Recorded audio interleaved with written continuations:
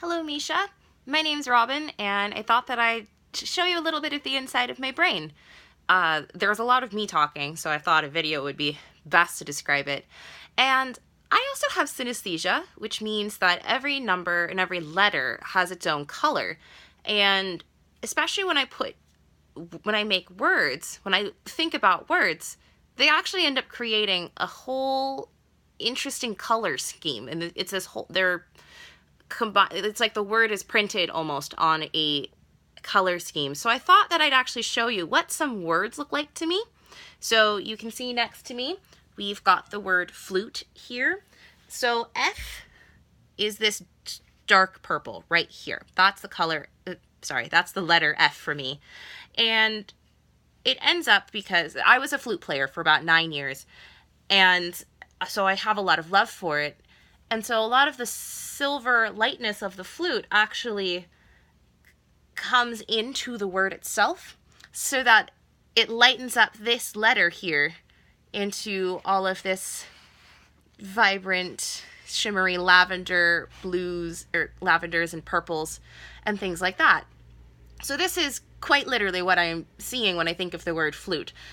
There should be a little more silver in here, but my silver paint is in my apartment, which is in New York, which is not California, where I am right now.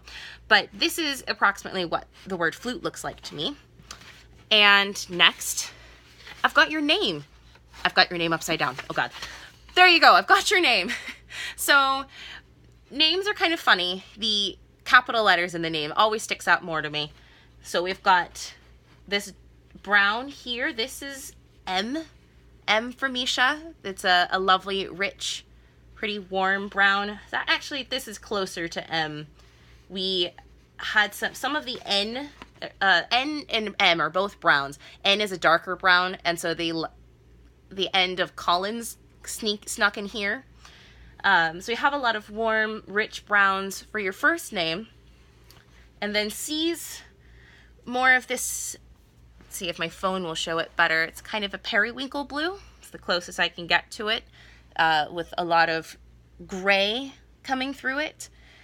And then your double L, because L's are yellow, comes sneaking through the middle here with a little green for that S of Misha.